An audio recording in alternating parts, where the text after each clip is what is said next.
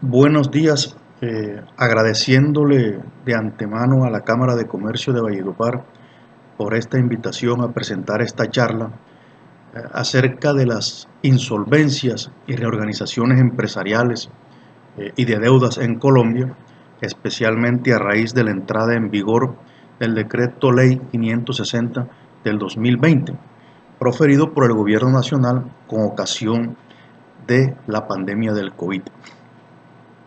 Y a los asistentes a la presente charla virtual. Al doctor José Luis Hurón, un saludo muy especial. El Gobierno Nacional, efectivamente, el pasado 15 de abril, profiere el decreto 560 del 2020, con el cual se establece un régimen de rescate empresarial, de negociación de emergencias de insolvencia. La norma se dirige a crear un ecosistema de recuperación empresarial y apela a dos herramientas, a saber, la negociación de emergencia de acuerdos de reorganización que se van a adelantar en la Superintendencia de Sociedades o ante los jueces civiles del circuito, es decir, los jueces del concurso, y el procedimiento de recuperación empresarial en las cámaras de comercio, partiendo de la base que son las cámaras de comercio estos entes que han venido soportando en sus espaldas el tráfico mercantil y el devenir de los negocios en Colombia. Aquí en Valledupar contamos con la Cámara de Comercio de Valledupar, que ha venido adelantando con creces una misión que ya le ha sido encomendada, como ya lo veremos más adelante, frente a las insolvencias de persona natural no comerciante. La situación del COVID es muy complicada, creo que no amerita mayor explicación, con unos devastadores efectos económicos. Existen tres procedimientos vigentes entonces en el ordenamiento jurídico y económico colombiano. La Ley 1116 de 2006 de reorganización empresarial a la cual pueden acceder sociedades mercantiles, empresas como tal y personas naturales comerciantes. La Ley 1564 de 2012 en su título cuarto, que es el Código General del Proceso, para quienes no son abogados o conocedores de las normas legales, que se aplica a las personas naturales no comerciantes, y el decreto Ley 560 del 2020 con la insolvencia de emergencia económica. Todas estas normas están vigentes, no se oponen las unas con las otras. Es importante indicar que las dos primeras, es decir, la 1116 y la 1564, parten de considerar para acceder a ellas que el deudor tiene que tener dos o más obligaciones vencidas por más de 90 días o tener dos o más procesos ejecutivos o de jurisdicción coactiva en curso. Es decir, estamos frente a un deudor que se encuentra vencido. El decreto ley 560 prevé un mecanismo de insolvencia para aquellos que se encuentren en uno de los requisitos del artículo 9 de la ley 1116 del 2006. Es decir, que se prevea razonablemente el incumplimiento de las obligaciones. Es decir, el empresario, el deudor que está afectado por el COVID puede optar por este mecanismo si prevé, teme o infiere razonable y fundadamente que no va a poder cumplir con sus obligaciones. Ambos mecanismos están vigentes, a más del título cuarto de la ley 1564, para personas naturales no comerciantes, y corresponde al deudor, al empresario y a su abogado de confianza establecer en qué requisito de procedibilidad se encuentra. Si el empresario aún no se encuentra incumplido, debe acudir al procedimiento de esta nueva norma del decreto 560, del decreto ley 560 del 2020. Se discute entre los académicos cuál de las dos normas se aplica y la respuesta es: todas las normas están vigentes. El mecanismo del decreto ley 560 de emergencia económica va a estar vigente por un término de 2 años, de 24 meses. ¿A partir de cuándo? A partir del 15 de abril del año 2020. el gobierno, en virtud de sus facultades extraordinarias, emitió este decreto con fuerza de ley. Tiene la misma fuerza de una ley vigente por 24 meses. Es decir, el gobierno en su sabiduría considera que este estado de cosas extraordinarias se va a superar en ese lapso de tiempo. Debo decir que estas normas de la insolvencia tienen, por regla general, varias etapas y prácticamente son las mismas tanto para la 1116 como para la 1564 como para el decreto ley 560 del 2020. ¿Cuáles son estas etapas? La de presentación y aceptación de la solicitud, la de graduación y calificación de los créditos y derechos de voto, la de celebración del acuerdo y la de la ejecución del acuerdo. En estas etapas, frente a la negociación de emergencia, vamos a estar tomando tanto de la ley 1116 del 2006 como del decreto ley 560 del 2020. De una vez, preciso que la norma reciente establece, es decir, el decreto ley, que en los vacíos que tenga debe acudirse a la norma madre, por llamarla de alguna manera, que es la ley 1116 del 2006. Este decreto 560, repito, nace como un mecanismo de excepción que ya hoy por hoy, por la crisis económica que vivimos, por la pandemia, se nos convirtió en la regla general.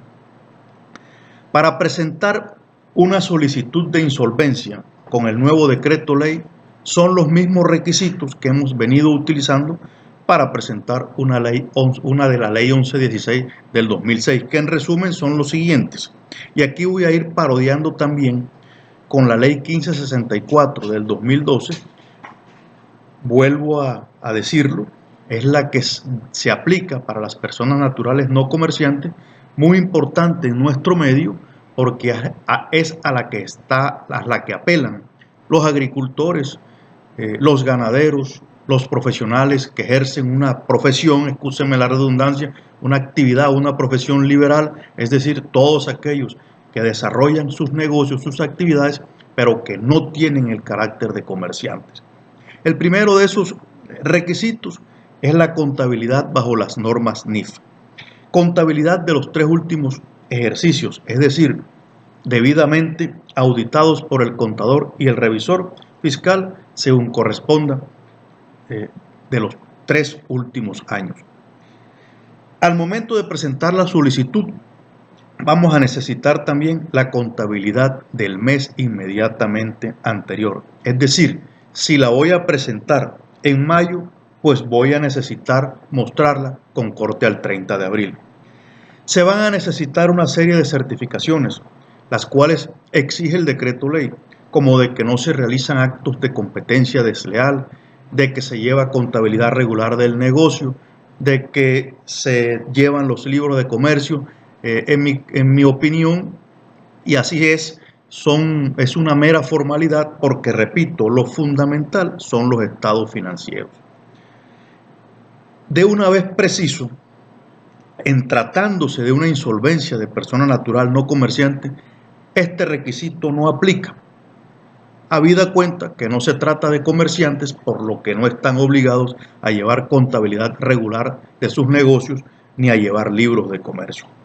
En la Cámara de Comercio de Valledupar y del Valle del Río Cesar, desde que fue autorizada para ello y hasta antes de la pandemia, con éxito, porque afortunadamente de una manera u otra que hayamos celebrado acuerdo o que hayamos ido con el lapso de las etapas consiguiendo que el devenir del negocio del cliente salga adelante, hemos venido tramitando alrededor de unas 85 insolvencias. En segundo lugar, un proyecto de calificación y graduación de créditos y derechos de voto. Vamos a necesitar presentar un proyecto de calificación y graduación de créditos y derechos de voto en ambos mecanismos, tanto en la 1116 como en el decreto ley 560. Ese proyecto es el reconocimiento que hace el deudor de establecer quiénes son sus acreedores, los acreedores de la empresa, los identifica plenamente con su domicilio, su identidad plena, la deuda y la naturaleza de la misma. ¿En qué se encuentra soportada esa deuda? Si se trata de una creencia fiscal, si se trata de una creencia laboral, si está soportada en un cheque, en una letra de cambio, en un pagaré, en un bono, en papeles, en fin. En tratándose de los bancos, a ellos vamos a señalarles el capital que se debe. En las audiencias lo que se le enrostra al banco es el capital. Se me pregunta por los intereses. Si los conocemos, se los enrostramos. Si no, manifestamos desconocerlos. Lo cierto es que como profesional en el tema, de lo que se trata precisamente es de que se condonen los intereses y buscar las estrategias que nos permitan conseguir para nuestro cliente rebajas en el capital. En todo caso, esto será materia de la negociación. Adicional, se señala un porcentaje de votación para lograr que las mayorías voten. La mayoría absoluta del 50.1%. Por cada peso de deuda se obtiene un voto. Esto quiere decir que si se deben 1.000 millones de pesos, pues serán 1.000 millones de votos. Repito, por cada peso de deuda se reconoce un voto. Esto frente a los acreedores externos, que es lo que la gente de manera general conoce, a la gente a la que el cliente le debe. Sin embargo, también votan los acreedores internos, es decir, los accionistas, cuotas o partes de interés, quienes votarán si tienen un patrimonio positivo. Es decir, si el patrimonio positivo es de 1.000 millones de pesos, pues serán 1.000 millones de votos. Luego el acuerdo lo votarán los tipos de acreedores que da la ley, tanto los externos como los internos, hasta llegar a ese 51%. Este proyecto de calificación y graduación de créditos se presenta con la solicitud para su admisión, esto a más de la contabilidad, como ya les había indicado. Hago la anotación frente a la insolvencia de personas naturales no comerciantes que este es un requisito fundamental y va acompañado de la solicitud que se acompaña en primera instancia de un informe que indica o nos muestra las causas que nos llevan a esta situación de insolvencia, es decir, de cesación de pagos. En tercer lugar, un acuerdo de reorganización. Vamos a necesitar un acuerdo de reorganización, un documento en el cual el deudor le manifiesta a sus acreedores reconocidos cuándo y en qué momento les va a pagar. Recordemos que quien ingresa a este proceso es porque no tiene flujo para pagar sus obligaciones vencidas por más de 90 días o porque prevé e infiere razonablemente que no va a poder cumplir. Entonces, este es un escrito que se debe presentar en donde va a señalar este deudor la forma de pago a todos sus acreedores. Ese acuerdo escrito va a estar sustentado en unos flujos de caja, que es donde se establece la forma de pago a los acreedores. Con ese flujo se van a reestructurar las obligaciones. Con el sector financiero, con las obligaciones que vienen pactadas a un corto y a mediano plazo, seguramente porque el operador bancario, en su afán de cumplir sus metas, llevó al empresario, llevó al deudor a tomar ese tipo de créditos que no se acomodan al giro ordinario de su negocio y que no corresponde su giro de negocios a los plazos de amortización. Ante este COVID y ante la falta de ingresos, por ejemplo, el sector hotelero, el sector palmero, el sector de turismo, el mismo sector ganadero, el sector de la construcción, que han venido cerrados y otros a duras penas intentando abrir, dentro de las dificultades tendrán que irse a un acuerdo de reorganización, en donde vamos a buscar que esos plazos cortos y medianos sean de largo plazo, los intereses sean condonados para que él pueda sacar adelante su empresa y continuar generando riqueza y sosteniendo obviamente los empleos, que es una de las ideas que ha tenido el espíritu del legislador cuando ha proferido esta serie de normas. Para insolvencia de personas naturales no comerciantes es sin duda un requisito fundamental que debe aportarse. En cuarto lugar, un plan de negocios. Ese flujo de caja debe ir acompañado de un plan de negocios. Este es un documento en el que el deudor señala qué medidas, qué acciones, qué actividades va a desplegar para enervar, para superar esta situación de insolvencia y cómo va a mejorar su operatividad, sus procesos internos. Este requisito es necesario para insolvencias de personas naturales no comerciantes. Siendo esto así, estos son los principales requisitos de las insolvencias en Colombia por regla general. Con estos requisitos se radica la solicitud y viene un procedimiento que se llama abocar conocimiento. En la Cámara de Comercio de Valledupar, con una propuesta de negociación de deuda bien sustentada, bien estructurada y bien soportada, el operador de la Cámara de Comercio se demora a más tardar 24 horas en abocar conocimiento.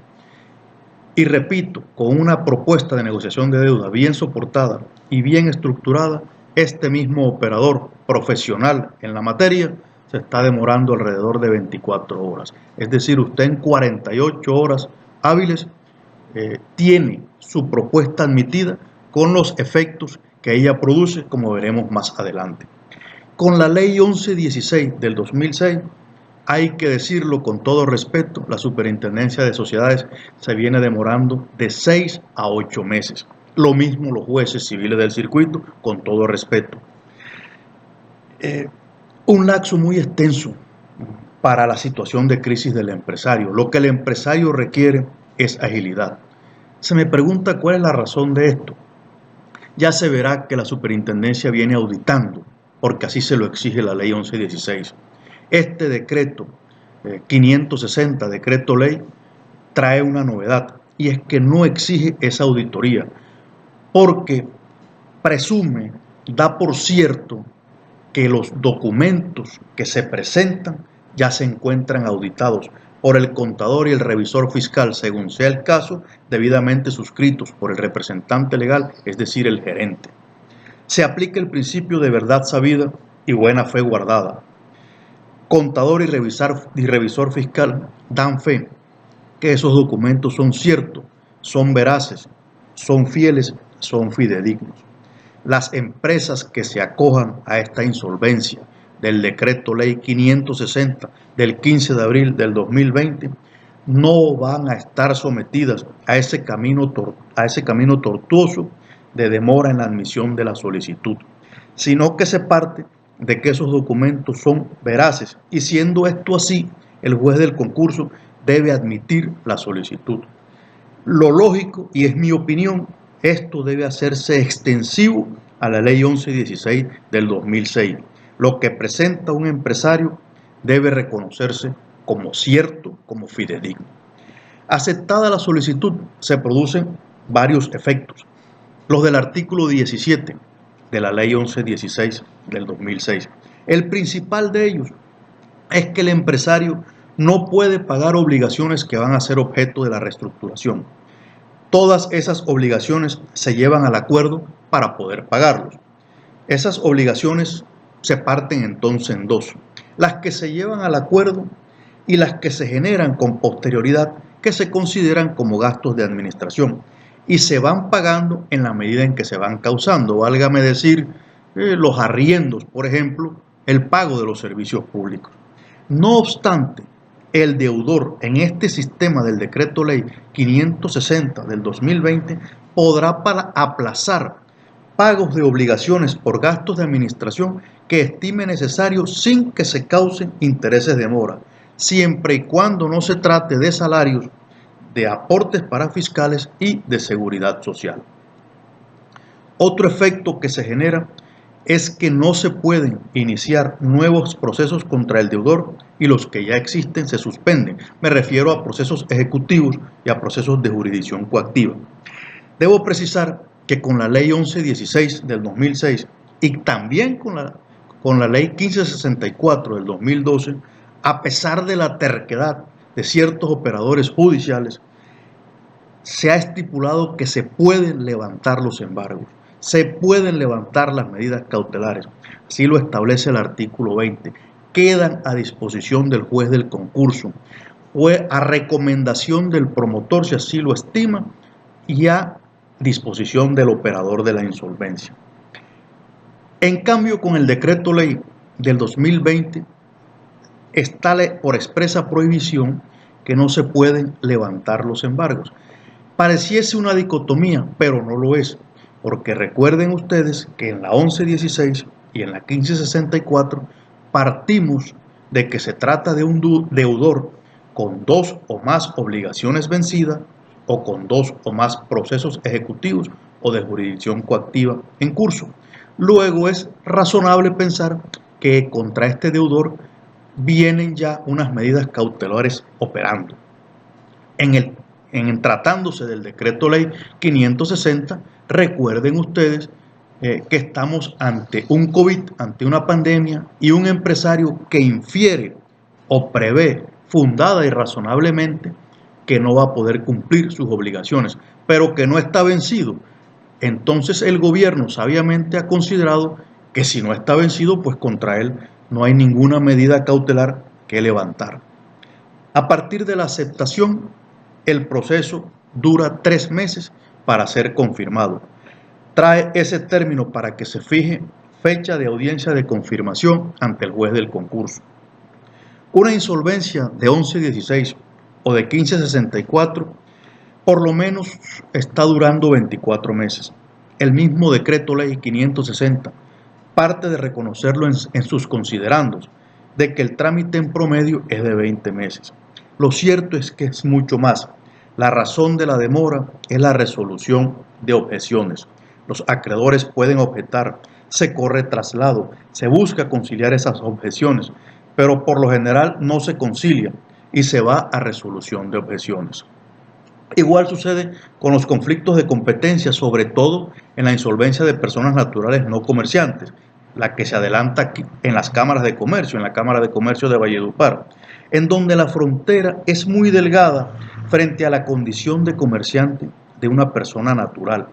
Los jueces, y lo digo con todo respeto, jueces civiles municipales han venido considerando el ejercicio del comercio frente a la actividad, a veces con sustentos muy sumarios, y el tropiezo aparece cuando esas insolvencias son remitidas al juez del concurso y éste nos exige acomodar la situación a una 1116, cuando es lógico que una persona natural que no es comerciante no lleva ni contabilidad ni libros de comercio. Esto conlleva a trámites indefinidos y a unos severos conflictos de competencia. En este decreto ley 560, la objeción se presenta en el trámite de la negociación y se resuelve en los 3 meses que se dan. Para las objeciones y observaciones se llevan a una audiencia de confirmación, es decir, una vez vencidos esos 3 meses, el juez del concurso, la superintendencia de sociedades, debe fijar fecha para confirmar o no el acuerdo.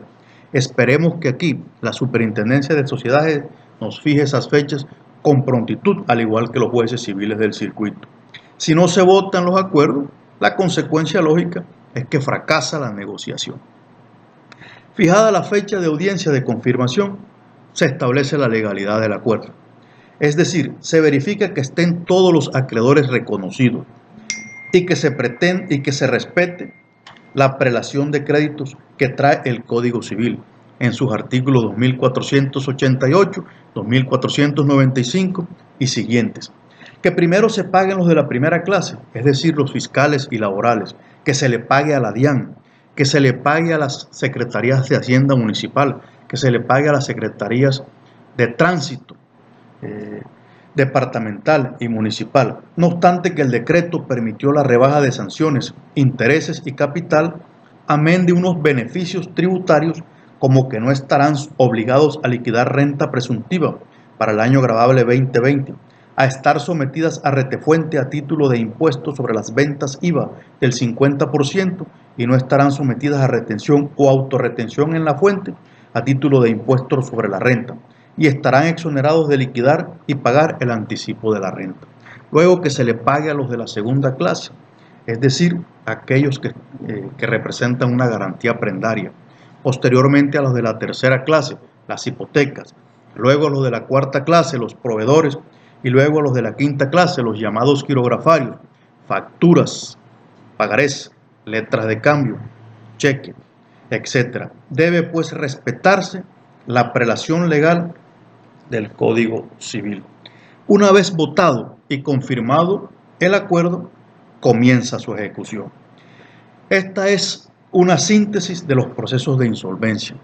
Voy a referirme a la otra herramienta que nos trae el Decreto Ley 560 del 2020, que es la recuperación empresarial en las cámaras de comercio.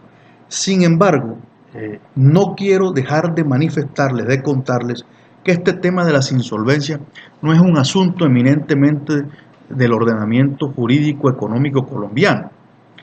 De hecho, deben ustedes conocer las noticias que la aerolínea Avianca, el almacén JCPenney, en la semana pasada y antepasada se acogieron a la ley de bancarrotas de los Estados Unidos.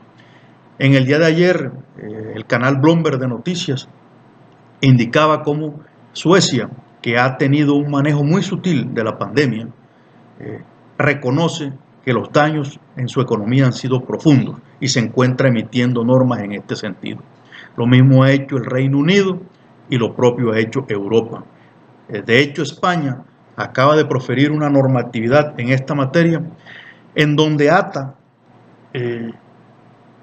la causa de la insolvencia al COVID. Afortunadamente, nosotros nos hemos distanciado desde hace mucho tiempo de ese rigorismo español. Y si bien es cierto, el decreto ley 560 nace con la pandemia, nace con el COVID, también es cierto que las crisis de muchas empresas colombianas venía de tiempo atrás, muchas de ellas sobreaguando y otras en la situación de lo que los abogados llamamos en cobros prejurídicos. La negociación en los procesos de insolvencia, no quiero dejar pasar por alto este comentario, se hace con todas las categorías de acreedores y no por separado. Esa es la regla general. Pero con este decreto ley, el 560, se puede negociar por categorías de acreedores. Esta es una novedad. Los laborales, los fiscales, los financieros, los internos, los externos. Esto antes no se podía con las normas las normas tradicionales, por llamarlo de alguna manera. Si por ejemplo es la banca quien me impide por las obligaciones con ellos mantener el curso del negocio, poder negociar con ellos directamente y voy a necesitar unas mayorías simples. Serán los acreedores de esa categoría quienes van a votar esta posibilidad. Si al sector financiero se le sustenta bien, tengan la seguridad que ellos acceden. Lo que no podemos es quedarnos en la negociación. Necesitamos tener un flujo de caja bien proyectado y bien sustentado. Cada acreedor tiene sus intereses, pero si sustentamos bien, nos van a dar el voto positivo. En las empresas que ya venían en la ley 1116, se me ha hecho esta pregunta reiteradamente, especialmente por empresarios de Valledupar que vienen adelantando procesos con la insolvencia, con la reorganización empresarial de la 1116 en la Intendencia Regional de Barranquilla. En las empresas que ya venían en 1116 y obvio tienen dificultades, el decreto ley 560 prevé esta posibilidad de acuerdos que vienen en ejecución y se ven afectados por el COVID. Es obvio que los flujos de caja que soportan ese acuerdo con la nueva realidad no se van a poder cumplir por el nuevo nivel de ingresos.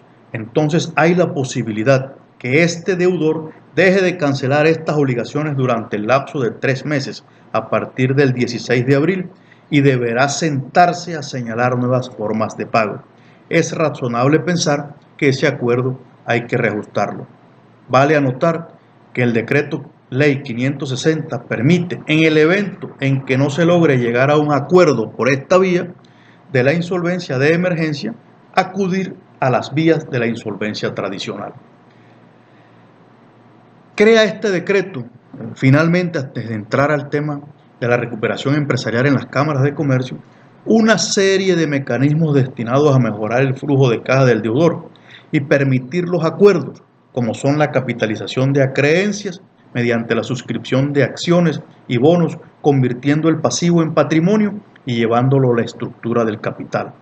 Descargando deuda, lo que implica que el accionista pierda sin contraprestación su participación en el patrimonio de la sociedad. Esto con el objeto de mantener el equilibrio económico, ya que la empresa en marcha vale menos que el pasivo.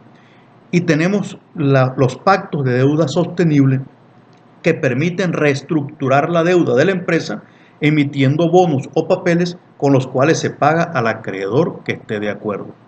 Todo esto lo que busca es mantener la empresa, mantener el empleo y continuar generando riqueza. Riqueza en departamentos como el Cesar y como Valledupar, que no pueden darse el lujo de perder un solo empresario, sobre todo en esta situación que nos viene con ocasión de esta pandemia.